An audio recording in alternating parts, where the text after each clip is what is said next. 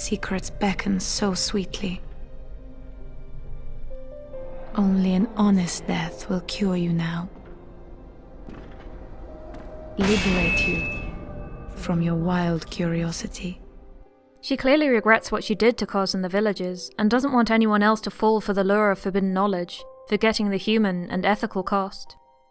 She seems to be trying to atone somewhat by taking care of the patients in the research hall who've been experimented on to try and transform them into kin, several of them asking and one begging to see Lady Maria. But her fate is already sealed, and she knows that, her suicide finally trapping her here permanently rather than escaping from her misdeeds. She trained with Gehrman, the host of the Hunter's Dream, who's been guiding you this far, and he'd likely have met the same fate as her, trapped in that nightmare, except that there's a great one binding him to the dream. Part 4. Gods. I ain't against gods and goddesses, in their place, but they've got to be the ones we make ourselves. Then we can take 'em to bits for the parts when we don't need 'em anymore, see? Every great one wishes for a surrogate, and the Moon Presence has chosen Gehrman. He's trapped in the Hunter's Dream, stuck coaching every newly contracted hunter through the process of what to expect in Yharnam, where to go next, and how to use the various workshop tools and altar runes. He's an old man now, tired and ultimately stretched too thin by his long service.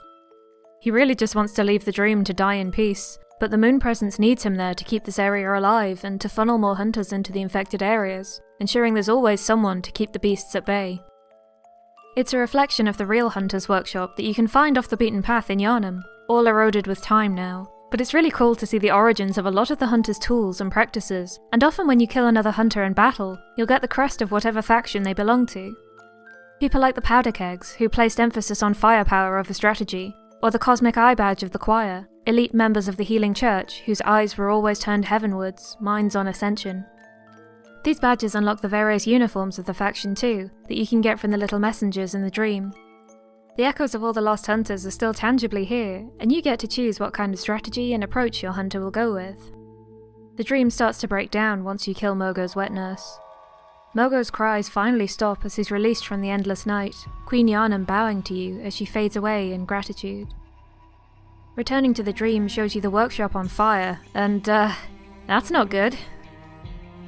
Dol will tell you that Gehrman is waiting to speak with you by the tree in a field of moonflowers that's been locked behind a gate so far in the game, and then you get the final boss fight of the game, Gehrman himself. He may be old, tired, and an amputee, but he's still a master hunter, and boy does this fight show it off.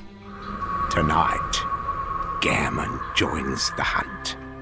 But the thing is, you don't have to fight him. Depending on what you choose, you can just let him execute you there and then, to release you from the dream the way Gehrman longs for, and you'll wake up as the sun rises on Yharnam. It feels like a good ending, but really you're only delaying the inevitable. The hunt will always begin again, and maybe this time you won't have the support of the doll and the workshop. After all, Eileen no longer dreams.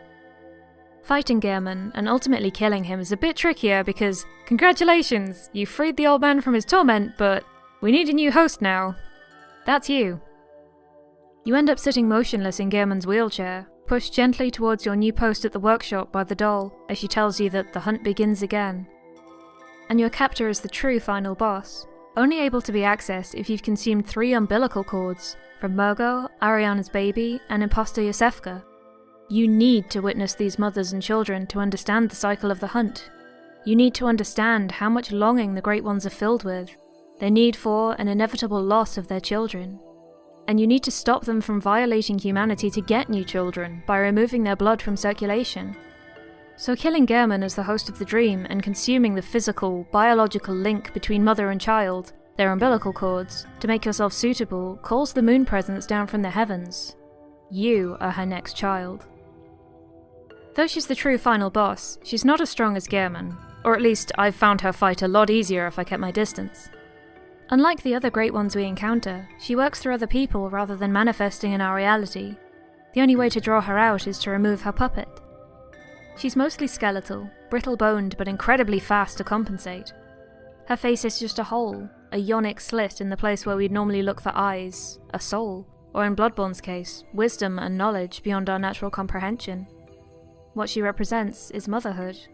The only remaining fleshy parts of her are her, holy face, and the surrounding phallic tentacles. Defeating her triggers the childhood's end ending, where the hunter really does become her baby, reborn as a little tentacled monstrosity, bridging the gap between human and Great One. You transcend the current limits of humanity and possibly awaken a new era. You've become a god. We see humans constantly trying to harness the power of the Great Ones throughout the story, with the graves in the Chalice dungeons being mined for materials, churches erected to pray for wisdom, and the horrifying revelation in Yahar Ghul. All the village locals are mysteriously absent, unless you count the abominations of mutated mass burials bursting out of coffins if you get too close. Any human-shaped thing you find is going to be a blasted corpse leaving behind the skull of a madman, their revelation seemingly too much for their bodies. There's a foreboding choral chant in the air too, reverberating off the empty stones and deserted alleyways. At the end of the village, a black void shrouds the moon and shimmers, before stretching open and birthing a mass of, well, goop. We love a bit of goop on this channel, but look at it.